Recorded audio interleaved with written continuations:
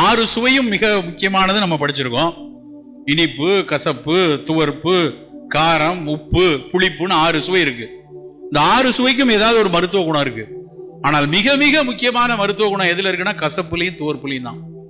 யோசிச்சு பாருங்களேன், இங்க இருக்கிற கூட்டத்தில் நம்ம இன்னைக்கு ஒரு செல்ஃப் ரெட்ராஸ்பெக்டிவா யோசிச்சு பார்ப்போம். எத்தனை பேர் போன வாரத்துல ஒரு வாரத்துல கசப்பும் துவர்ப்புமான உணவுகளை தினசரி சாப்பிட்டிருப்போம்? இருக்காது. அது என்ன சார் கசப்பு புரியுது, துவர்ப்புன்னு சொல்றீங்களா, அது என்னதுன்னு பல பேருக்குள்ள கேள்வி ஓடிட்டு இருக்கும். பல பேருக்கு துவர்ப்புங்கிற சுவையை மறந்து போச்சு. வாழைப்பூ, வாழைத்தண்டு, நெல்லிக்காய் இதுல எல்லாம் இருக்கிறது தான் துவர்ப்பு. நாக்கில் விறுவிறுன்னு இருக்கணும் சாப்பிடும் போது. அந்த துவர்ப்பு சுவையிலையும் கசப்பு சுவையிலையும் தான் சர்க்கரையை கட்டுப்படுத்தக்கூடிய பல விஷயங்கள் இருக்கு. ஏன் பாகக்காயை கொண்டாடுறோம்? அதனுடைய கசப்பு சுவை. ஒரு விஷயம் தெரியுமா, நம்ம எல்லாம் காய்ச்சலுக்கு பயன்படுத்துகிற நிலவேம்பு குடிநீர் சர்க்கரைக்கும் மிகச்சிறப்பானது. நிலவேம்பு ஈரல் நோய்களுக்கும் சர்க்கரை நோய்க்கும் பயன்படுதுன்னு பல ஆய்வுகள் சொல்லியிருக்கு. காரணம் அதில் இருக்கக்கூடிய அதீத கசப்பு. சித்த மருத்துவத்தில் ஆயுர்வேதத்தில் பஞ்சதிக்தம் அப்படிப்பாங்க. பஞ்சதிக்த கிருதம்னு ஆயுர்வேதத்தில் சொல்லுவான். நாங்கள் 5 விதமான கசப்புகளை பயன்படுத்துவோம். அது என்னன்னா கருவேப்பிலையில் இந்த கருவேப்பிலை, வேப்பிலை, நிலவேம்பு, சர்க்கரை வேம்பு, சிவனார் வேம்பு 5 கசப்பும் சர்க்கரையை கட்டுப்படுத்தக்கூடியது. பல ஆய்வுகள் சொல்லியிருக்கு. அப்ப நம்ம உணவுல தினசரி ஏதாவது கசப்பு சுவை உள்ள உணவு இருக்கணும். சர்க்கரை கட்டுப்படணும்னு நினைச்சா தினம் ஏதோ ஒரு கசப்பு. சார் தினம் பாவக்காய் சாப்பிட முடியுமா? வேண்டாம். ஒரு நாள் வெந்தயப்பொடி சாப்பிடுங்க, ஒரு நாள் கருவேப்பிலை துவையல் அரைச்சிக்கோங்க, ஒரு நாள் சுண்டைக்காய் வற்றல் எடுத்துக்கொள்ளுங்க, ஒரு நால் சுண்டைக்காய் குழம்பு எடுத்துக்கோங்க. கண்டிப்பா அந்த கசப்பு அன்றைய தேதியில ஒரு சர்க்கரையை கட்டுப்படுத்துவதற்கு உதவி செய்யும். சார் எங்க வீட்டில் பாவக்காயில தான் சார் கண்டிப்பா செய்வாங்க. ஆனா பாவக்காய் அமிர்தமா இருக்கும். எங்க வீட்டில் பாவக்காய் நல்லா எண்ணெயில வதக்கி கொஞ்சம் வெல்லத்தை போட்டு தேனை போட்டு பாவக்காய் மாதிரியே இருக்காது சார் அப்படின்னு சொல்ற ஆளுங்கெல்லாம் இருக்காங்க. பயங்கர முட்டா பையன். பாவக்காய் கசப்பா இருக்கணும், பொரியல் கசப்பா தான் இருக்கணும். அதுல போய் வெல்லத்தை போட்டு அதுல போய் எண்ணெயில பொரிச்சு அதனுடைய சுவை மட்டுமல்ல அதனுடைய மருத்துவ குணத்தையே இழந்துருவோம். வெந்தயத்தை வறுத்து பொடி பண்ணி பாட்டில் வச்சு நம்மளுடைய சாப்பிட்ற இடத்துல வச்சிடணும். 1/2 ஸ்பூன் இருக்கிற தானியங்கள்ல இருக்கிற ஸ்பைசஸ்லயே வெந்தயம் மட்டும்தான் மிக மிக ஆகச்சிறப்பு. வெந்தயத்துல கரையும் நாரும் இருக்கு, கரையாத நாரும் இருக்கு. Soluble fibre, insoluble fibre. Soluble fibre இதயத்துல மாரடைப்பு வராமல் தடுக்கும். இன்சாலிபிள் ஃபைபர் மலத்தை தள்ளும், குடலுக்குள்ள போய் நீரை பூரா உறிஞ்சி வெளியே தள்ளிடும். பல சர்க்கரை நோயாளிகளுக்கு மலச்சிக்கல் மிகப்பெரிய பிரச்சனை. கேஸ்ட்ரோ பாரசிஸ்மாங்க. எதையாவது போட்டால் தான் சார் போகும். நான் டல்கோலாக்ஸ் போடவா, டுஃபலாக் போடவா, இல்லைன்னா பொன்னாவரையை சாப்பிடவா, நிலவாகையை சாப்பிடவா, காயம் மாத்திரை வாங்கி சாப்பிட்றேன். பல டயபெட்டிக் பீப்புள் செய்து கொண்டிருக்கிறார்கள். காரணம் என்னன்னா ஃபைபர் இல்லை. தினம் வெந்தயம் 10 கிராம் எடுத்துக்கொண்டிருந்தா கசப்பும் கிடைக்கும், மலமும் வெளியே நல்லா ஃப்ரீயா போகும். நண்பர்களே, முதலில் 6 சுவையில கசப்பும் துவர்ப்பும் நமக்கு உணவுல ஏதாவது ஒரு ஃபார்ம்ல இருந்து கொண்டே இருக்கான்னு பார்த்துக்கொள்ளணும். காலையில எடுக்கக்கூடிய பானம், காஃபி டீ இல்லாம இருக்க முடியாது. எல்லோருக்கும் காலையில எழுந்தா ஏதோ ஒன்று குடிக்கணுங்கிறது மரபு பழக்கம் ஆயிடுச்சு.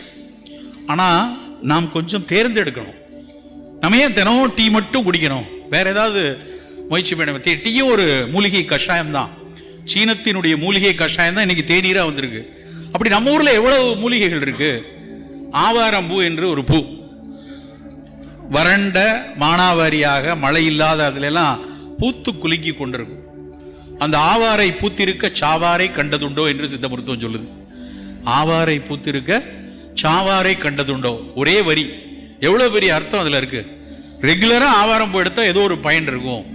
சித்த மருத்துவத்தில் ஆவாரை குடிநீர் என்று ஒரு குடிநீர் இருக்கு. தேரன் குடிநீர், தேரன் எழுதுன ஒரு குடிநீர். ஒரு 7 மூலிகைகள் அதுல சேர்க்கிறாங்க. ஆவிரை கொன்றை நாவல், அலைகடல் முத்தம் கோஷ்டம், மேவிய மருதத்தோலும் மிருதிட ரொக்க கொண்டு காவிரி நீரும் வற்றும் கடல் நீரும் வற்றும் தானேன்னு ஒரு பாட்டு. என்னடா இது பாட்டு? ஆவாரை, கொன்றை, நாவல், அலை, கடல், கடல் எழிஞ்சில் அதனோட பேரு, முத்தம், முத்தகாசு, கோஷ்டம், மருதம், இவையெல்லாம் சேர்ந்து கஷாயமா போட்டு நீங்க குடிச்சீங்கன்னா காவிரி நீரும் மற்றும் கடல் நீரும் மற்றும். அது என்ன காவிரி நீர்? காவிரி நீர் இனிக்கும். அன்னைக்கு டயபெட்டிக்கை கண்டுபிடிச்சதே எப்படி?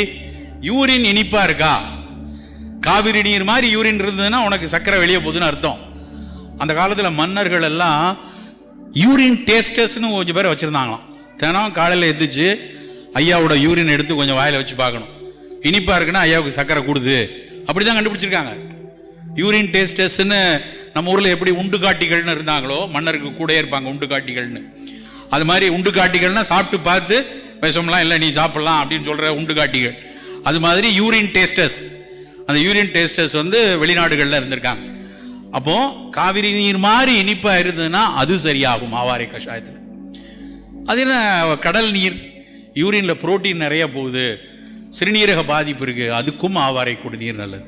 நண்பர்களே, அவ்வளவு சிறப்பான ஒரு கஷாயத்தை ஏன் வீட்டில் நம்ம ரெண்டு சார் அது ரொம்ப கொல்லிமலையில் இல்லைன்னா எங்கேயாவது போய் தேடணும்னா எங்கேயும் தேட வேண்டாம், அத்தனையும் எளிய மூலிகை எல்லா இடத்துலையும் கிடைக்கக்கூடியது. 3 ரோசஸ் டீயை விட அது விலை குறைவாக தான் இருக்கும், நம்பிக்கையாக இருக்கு. ஆனால் கொஞ்சம் மெனக்கடணும். சார் எல்லாரும் ஆவாரை கஷாயம் குடிக்கணும் தேவையில்லை. டயபெட்டிக் பீப்புள் ஆவாரை கஷாயம் எடுக்கலாம். எனக்கு டைஜஷன் சரியாகவே இல்லை, எனக்கு வந்து எப்போ பார்த்தாலும் நெஞ்ச கறிக்குது, எது கழிக்குது, சாப்பிட்ட உடனே மோஷன் போகுது, அவர்கள் வயிறில் இருக்கக்கூடிய ஜீரணத்தை சரியாக்கக்கூடிய கட் இம்யூனிட்டின்னு சொல்லக்கூடிய குடலில் இருக்கக்கூடிய பாக்டீரியாவை நல்லா வச்சுக்கணும். அந்த குடலில் இருக்க நல்ல பாக்டீரியாவை நல்லா வைக்கணும். நீராகாரம் எடுத்துக்கொள்ளலாம். தினமும் காலையில் முந்தின நாள் வச்ச சாதத்தை தண்ணி வச்சு கரைச்சி அந்த தண்ணியை காலையில் குடிக்கலாம்.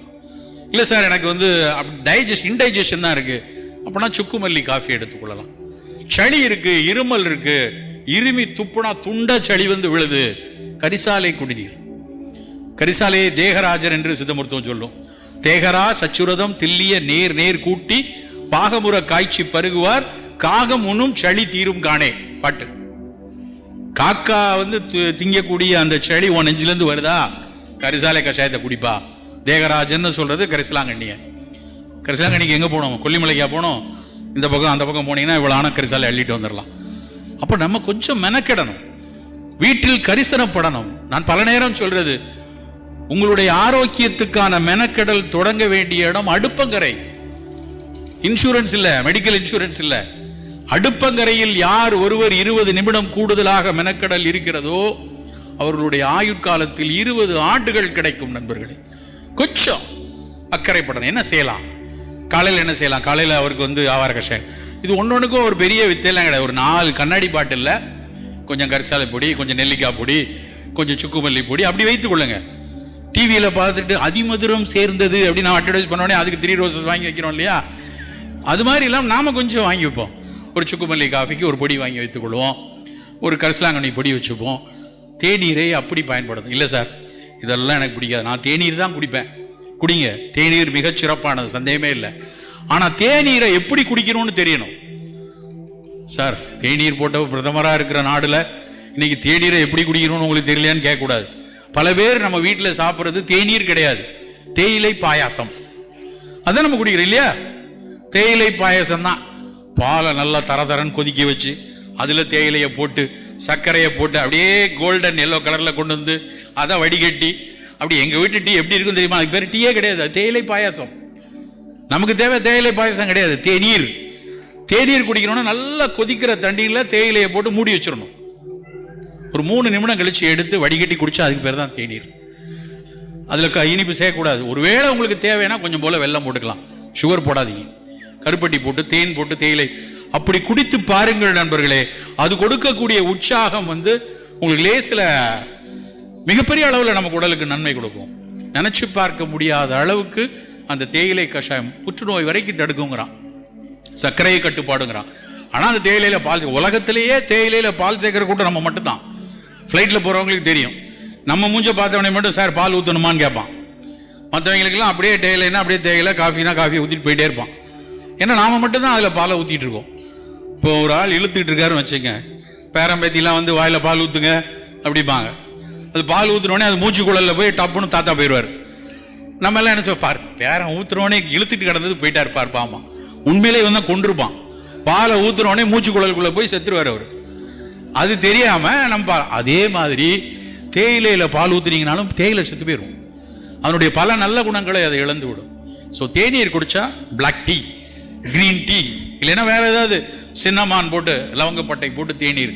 உங்களுடைய காலை பானம் ஃபங்க்ஷனல் பிவரேஜா இருக்கணும். ஃபங்க்ஷனல் பிவரேஜ், ஃபங்க்ஷனல் ஃபுட் அப்படின்னா என்ன அர்த்தம்னா, உற்சாகத்தை தாண்டி உடலுக்கு ஏதாவது ஒரு வகையில் மருத்துவ குணம் கொடுத்தாதான் அது functional beverage. That could be ஒரு நீராகாரமாக இருக்கலாம், ஒரு ஆவாரை கஷாயமாக இருக்கலாம், சுக்குமல்லி காஃபியாக இருக்கலாம், இல்லை கரிசலாங்கண்ணி காஃபியாக இருக்கலாம். இது மாதிரி ஒரு பானம் எடுத்துக்கொள்ளணும். சரி, காலை சாப்பாடு டீலாம் குடிச்சாச்சு சார், சக்கரை வியாதி காலை சாப்பாடு என்ன சாப்பிட்லாம்? காலை சாப்பாடு அப்படின்னாலே நமக்கு எல்லாரும் ஞாபகம் வருது இட்லி, வடை, பொங்கல், மசால் தோசை, பூரி, புட்டு. இதெல்லாம் வேணாம். இதெல்லாம் நம்ம வந்து இது இட்லியும் வடையும் எப்படா சேர்ந்துச்சுன்னு நான் பல நாள் யோசிச்சிருக்கேன். இது எனக்கு சம்மந்தமே இல்லாமல் இந்த ரெண்டு கனெக்டடாக இருக்கேன். இந்த ஹோட்டலில் போனாலும் வடை இட்லி அப்படின்னு கேட்குறது. இந்த வடை இட்லி வடை முன்னாடியே வந்தது. உளுந்து தலை பெய்தின்னு சங்க காலத்திலே எழுதியிருக்கான். உளுந்தில் வடை செய்கிறது வந்து 2000 வருஷத்துக்கு முன்னாடி உள்ளது. இட்லி 13ஆம் நூற்றாண்டில் தான் வந்துச்சு. அதுவும் இந்தோனேஷியாவிலேருந்து வந்தது, நமக்கு இந்தியாவில் உள்ளது கிடையாது. இந்தோனேஷியாவில் பல்லவ மன்னர் வந்து இந்தோனேஷியா பொண்ணை கல்யாணம் பண்ணுறாரு.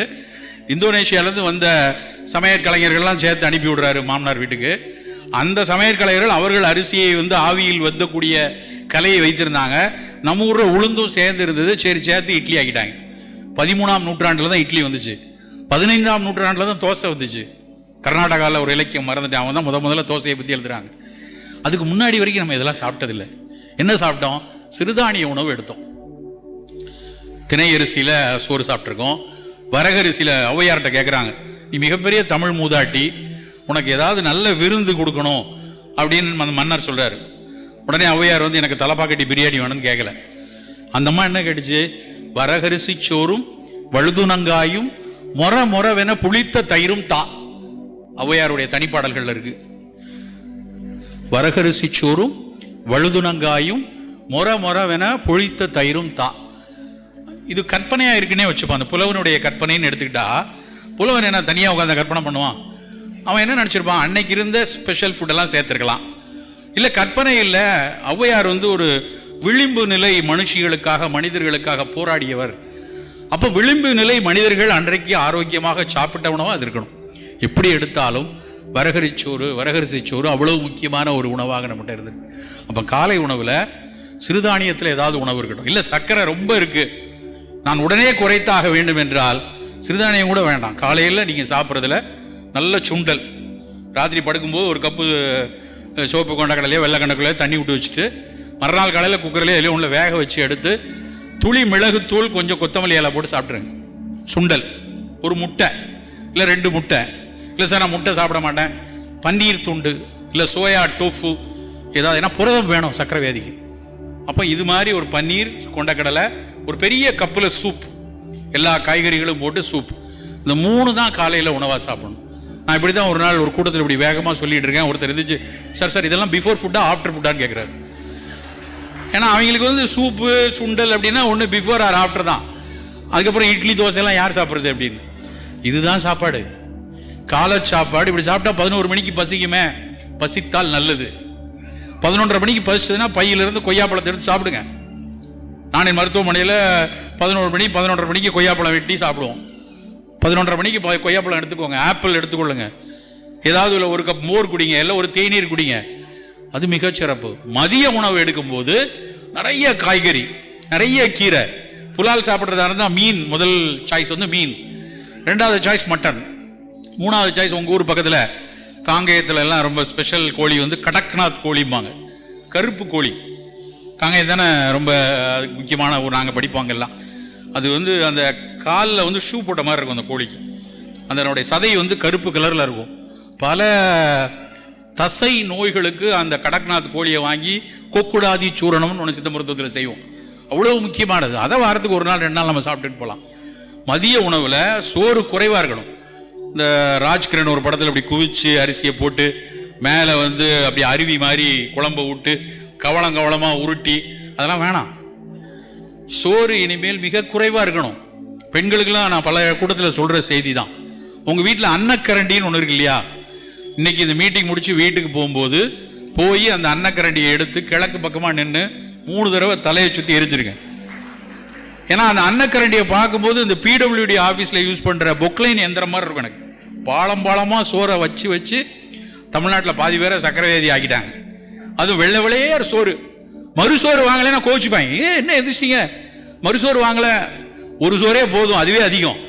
இனிமேல் உங்கள் வீட்டில் மறுசோறு வீட்டுக்காரர் கேட்டாலும் கொடுக்காதீங்க. அந்த முதல்ல வைக்கிற, நான் அடிக்கடி சொல்றது, அன்னக்கரண்டிக்கு பதிலாக இனிமேல் ஸ்பூன்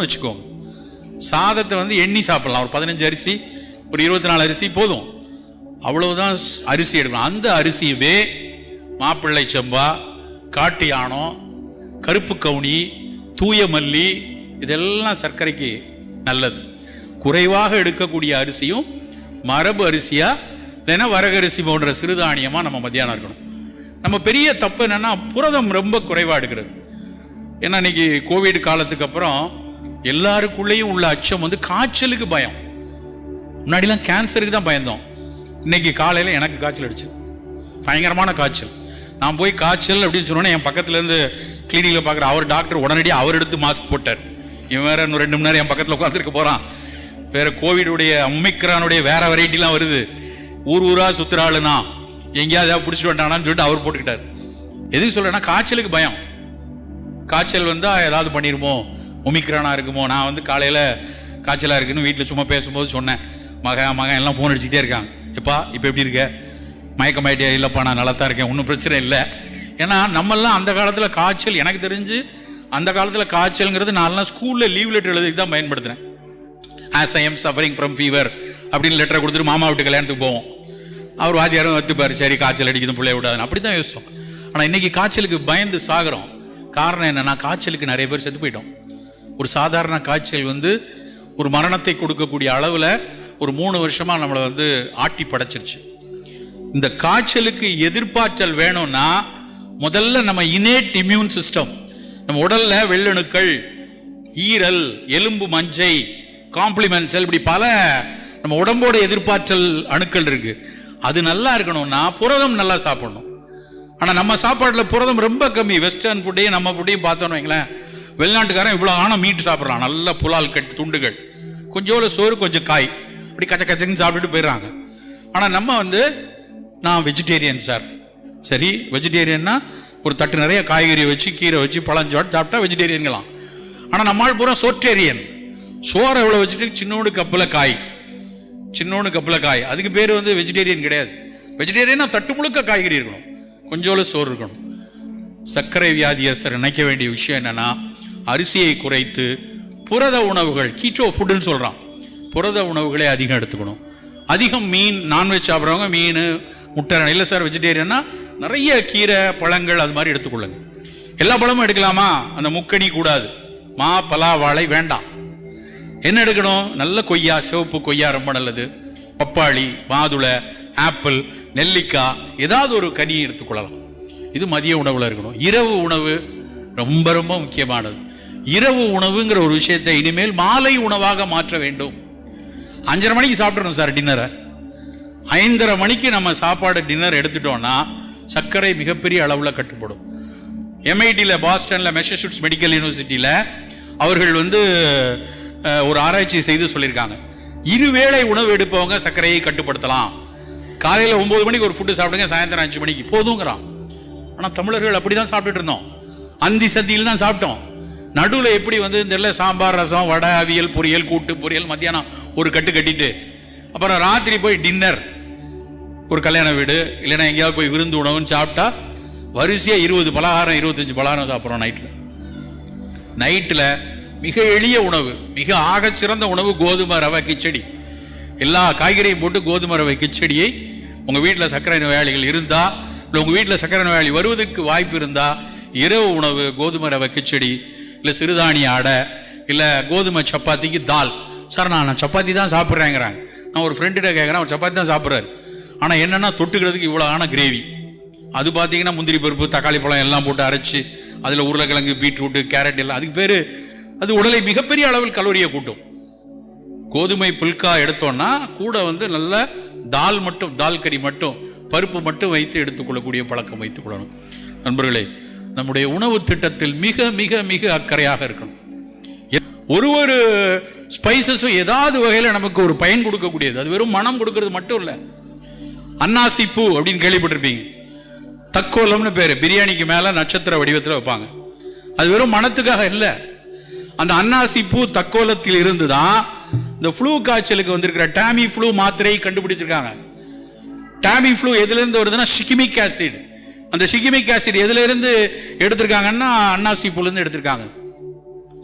நம்ம கிட்ட அப்படி எத்தனை விஷயம் இருக்கு. கரிஞ்சீரகம், இஸ்லாத்துல வந்து கொண்டாடிய ஒரு பொருள் அப்படின்னா கருஞ்சீரகம் தான். ப்ரொஃபட் என்ன சொல்றாங்க, மரணத்தை தவிர மற்ற அனைத்தையும் குணப்படுத்தக்கூடிய ஒரு இதுன்னா அது கருஞ்சீரகம்னு சொல்றாங்க. இன்றைய அறிவியல் ஆய்வு அந்த கருஞ்சீரகம் எப்படி ட்ரிபிள் நெகட்டிவ் பிரஸ்ட் கேன்சர்ல உதவி செய்து அப்படின்னு ஆய்ந்து அறிந்து சொல்கிறார்கள். இப்போ இன்னைக்கு நடக்கிற ஆய்வுகள் பல புற்றுநோய்களுக்கு ஒரு கூடுதலாக துணையாக காம்ப்ளிமெண்டரியாக பயன்படுத்துறதுக்கு கருஞ்சீரக எண்ணெய் பயன்பட்டு வருது. சீரக தண்ணி குடல்ல இருக்கக்கூடிய அத்தனை பாக்டீரியாவுக்கும் நல்லது. இப்படி ஏதாவது ஒரு ஸ்பைசஸ் நம்ம உடம்புல நம்ம உணவு பழக்கத்துல ஒரு குருமாவாகவோ தேநீராகவோ ஒரு விதத்தில் இருந்து கொள்ள வேண்டும். நண்பர்களே, இந்த இனிப்பு தேசத்திற்குள் நாம் நுழையாமல் இருக்க முதலில் கையில் எடுக்க வேண்டிய விஷயம் நம்முடைய உணவு திட்டம் தான். ரொம்ப இதெல்லாம் கேட்டுட்டு போயிட்டு நாளைக்கே போய் காலையில பொங்கல் புரியோதரை அப்படின்னு ஆரம்பிச்சு அதுல பிரயோஜனமே கிடையாது. கண்டிப்பா நான் இதைத்தான் சாப்பிடுவேன், இப்படித்தான் சாப்பிடுவேன்னு பிடிவாதம் யார் ஒருவர் பிடிக்கிறாங்களோ அவங்க கட்டுப்படுத்திடுவாங்க. எங்கள்கிட்ட வந்து ஒரு மாசத்துக்கு 5000 பேஷண்ட் நாங்கள் எங்கள் ஆஸ்பத்திரியில் எல்லா ஹாஸ்பிட்டலும் சேர்த்து பார்க்குறோம். அந்த 5000 பேரில் 1500 பேர் டயபெட்டிக் எங்கள் டேட்டா சொல்லுது. அந்த 1500 பேரில் ஒரு 300-350 பேர் தான் கட்டுப்பாட்டில் வச்சுருக்காங்க. அந்த 300 பேரும் ஏதோ நான் மாய மருந்து கொடுத்து கட்டுப்பாட்டில் வைக்கல, மருந்துகளோடு சேர்ந்து மிகச்சரியான உணவு பழக்கம் வச்சுருக்காங்க. நாங்கள் திரும்ப திரும்ப டேட்டா எடுத்து பார்ப்போம், ஏன் இவருக்கு கட்டுப்பாடாக இருக்குது, அவருடைய டயட் பிளானிங் கரெக்டாக இருக்கும். ஸோ மிகச்சரியான உணவு பழக்கத்தை வைத்துக்கொள்ள. ரெண்டாவது முக்கியமான விஷயம் உடல் பயிற்சிகள். பிசிக்கல் ஆக்டிவிட்டி ரொம்ப ரொம்ப ரொம்ப முக்கியம். சிறு வயதிலிருந்தே ஆடி ஓடி வளர்க்கக்கூடிய ஒரு பழக்கம் குழந்தைகள்ட்ட இருக்கணும். 3ஆம் கிளாஸ்லேயே நீட்டுக்கு சேர்த்து ஜேஇக்கு சேர்த்து அவன் பாதி நேரம் அப்படியே உட்காந்துருக்கான் கம்ப்யூட்டர் முன்னாடி. எத்தனை வீட்டில் பிள்ளைகள் சென்னையில் கிளாஸ் ரூம்லேயே எழுதி போட்டிருக்காங்க JEE 4A நீட் 4B அப்படின்னு போட்டிருக்காங்க. எனக்கு அதை பார்த்தாலே கோவம் வருது. குழந்தை பருவத்தில் எதுக்காக இப்படியான ஒரு படிப்பு? பிள்ளைகள் ஓடி ஆடி வளரணும், ரொம்ப ரொம்ப முக்கியமான விஷயம். நம்ம வீட்டு பிள்ளைகள் தினசரி 1 மணி நேரமாவது விளையாடுறானான்னு பார்க்கணும். சார் அவன் ஒரு பக்கம் போக மாட்டான் சார், அவன் உண்டு, அவன் வேலை உண்டு, அப்படியே இருப்பான் அப்படின்னு நீங்க சொன்னீங்கன்னா அவன் ஒரு மனநோயாளியா உருவாயிட்டு இருக்கான்னு அர்த்தம். திருன்னு ஓடிக்கிட்டு இருக்கான், நல்லா ஆடி பாடி மகிழ்ந்து இருக்கான்னா அவன் நல்ல குழந்தையாக வெளியே வருவான். நண்பர்களே, குழந்தைகளை ஓடி ஆடி விளையாட வைங்க. சக்கரை வியாதி வந்துருச்சு, முதல் விஷயம் நடைப்பயிற்சி. 45 நிமிஷம் நடக்கணும், 1 மணி நேரம் நடக்கணும் ஒரு நாளைக்கு. நடைன்னா உடனே 10 பேர் சேர்ந்து கையை கால் ஆட்டிட்டு எல்லாரும் ஒன்னாச்சு, எடப்பாடி என்ன பண்ணார் தெரியுமா, ஸ்டாலின் என்ன பண்ணார் தெரியுமா, அந்த படம், இப்படிலாம் கதை பேசிட்டு போகாதீங்க. நான் பல கூட்டத்தில் பார்த்துருக்கேன். 10 பேர் ஒன்னா நடப்பாங்க, ஊர்வலம் போற மாதிரி. அவங்க பேசுறதெல்லாம் மன பதட்டத்தை உருவாக்கக்கூடிய விஷயமா இருக்கும். அதுக்கு பேர் நடைப்பயிற்சி இல்லை. முடிந்த வரைக்கும் நடைப்பயிற்சியை தனியாக மேற்கொள்ளுங்க. அழகா காதுல எத்தனை விஷயம். உங்களுடைய புத்தக கண்காட்சிக்கு பவா செல்லத்துறை வரார், என்னுடைய காதின் நண்பர் அவர் தான். நான் எப்போ நடக்கும் போதும் அவருடைய கதை ஒன்றை கேட்டுக்கொண்டே நடப்பேன். அவர் ஒரு பெரிய புத்தகத்தை 15 நிமிஷத்தில் அழகா சொல்லிடுவார். பெருங்கதையாடல் பேசுவதற்காக வருகிறார். நண்பர்களே, அவசியம் நீங்கள் அத்தனை பேரும் கேட்க வேண்டிய நிறைய நண்பர்கள் வராங்க. முத்துநலன் வராங்க, மதுக்கூர் வராங்க, பவா வராரு. ஒவ்வொரு நாளும் 1 மணி நேரம் இதுல வந்து கேட்கிற விஷயம் பல வகையில உங்க வாழ்க்கையை மாற்றும். குறிப்பா பவா செல்லத்துறையினுடைய கதைகள் பல விஷயத்தை மனசுக்குள்ள அப்படியே உற்சாகத்தை பொங்கி கொடுக்கும். ஒரு நாள் பவா இல்லையா, இன்னொரு நாள் பவா பாம்பே ஜெயஸ்ரீயோட பாட்டு கேட்பேன், ஒரு நாள் அருணா சாயராம் பாட்டு கேட்பேன், ஒரு நாள் வேற ஏதாவது ஒரு போட்காஸ்டில் வந்து 4 பேர் சேர்ந்து டிஸ்கஸ் பண்ணுவாங்க, அதை கேட்டு கொண்டு போவேன். அப்படி நீங்கள் கேட்டுக்கொண்டு 1 மணி நேரம் நடை. ஆணும் பெண்ணும் கண்டிப்பா நடக்கணும். இது ஒண்ணு நடந்தா மட்டும் போதுமா? போதாது. நடைக்கு அப்புறம் ஒரு 10 நிமிடமாவது உடல் பயிற்சி செய்யணும். தசைகளை வலுவாக்கணும். நல்ல டார்சிப்ளெக்ஷன், நல்ல காலை தட்டி தட்டி காலுக்கு எக்ஸசைஸ் பண்றது, குவாட்ரிசெப்ஸ் எக்ஸசைஸ் பண்றது, ஹாம்ஸ்ட்ரிங் எக்ஸசைஸ் பண்றது, இப்படியான பயிற்சிகள் ரொம்ப ரொம்ப அவசியமான விஷயம். தினசரி ஒரு 10 நிமிடம் உடல் பயிற்சி, 5 நிமிடம் நல்ல மூச்சு பயிற்சி. இந்தியாவினுடைய மிகப்பெரிய ஆக பொக்கிஷமான விஷயம் வந்து நல்ல மூச்சு பயிற்சிகளை பல அறிஞர்கள் சிவானந்தால இருந்து ஆரம்பிச்சு இன்னைக்கு நிறைய பேர் மூச்சு பயிற்சியை கற்றுக் கொடுக்கிறாங்க.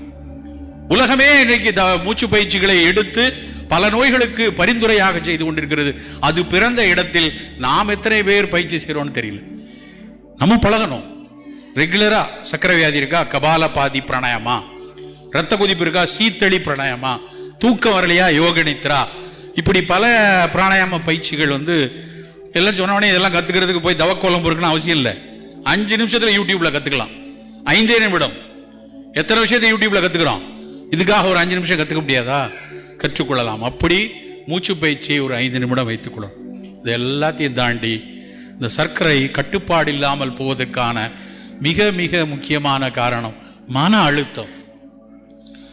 பல பேருக்கு மகிழ்ச்சிங்கிறதே இல்லை. நல்ல ஒரு இரவுல 7 மணி நேரம் தூங்கி காலையில் எந்திரிச்சோடனே அப்படி உற்சாகமா எந்திக்கிற மனநிலை இல்லைனாலே மன அழுத்தம் இருக்குன்னு அர்த்தம். காலையில் எந்திரிச்சோடனே ஐயோ பிரச்சனை விடிஞ்சிருச்சா அப்படின்னு நினைச்சோன்னா நமக்குள்ள தவறு இருக்குன்னு அர்த்தம். இரவு அடிச்சு போட்ட மாதிரி தூங்கணும். சார் நான் 1க்கு போறதுக்கு 3 தடவை எந்திப்பேன், அவர் சுவிட்சை போட்டா எந்திரிச்சிருவேன், அப்படி நம்ம இருந்தோம்னா அதுக்கு அந்த தூக்கத்துக்கு பயன் கிடையாது. நல்ல 6 மணி நேரம் 7 மணி நேரம் தங்கு தடையற்ற தூக்கம், அன்இன்டரப்டட் ஸ்லீப் அப்படிம்பாங்க. எந்த தடையும் இல்லாமல் 7 மணி நேரம் தூங்கணும். 7 மணி நேரம் தூக்கம், 3/4 மணி நேரம் நடை, 10 நிமிட உடற்பயிற்சி, 5 நிமிடம் மூச்சு பயிற்சி, கூடவே உணவு பழக்கம் இருந்தால் இந்திய தேசத்தில் இந்தியர்களாகவே இருப்போம். இனிப்பு தேசமாக நாம் அதை மாற்ற மாட்டோம். இதற்கான முயற்சியை இன்றிலிருந்து இந்த புத்தக கண்காட்சியில் இருந்து இந்த வாசிப்பில் இருந்து வீட்டுக்கு எடுத்து சென்று நாம் அத்தனை பேரும் பின்பற்றுவோம். எந்த வகையிலும் ஆரோக்கியமற்ற குழந்தைகளை உருவாக்க மாட்டோம். ஆரோக்கியமான ஒரு எதிர்காலத்தை நோக்கி நகர்வோம் என்று கூறிக்கொண்டு வாய்ப்பளித்தமைக்கு நன்றி கூறி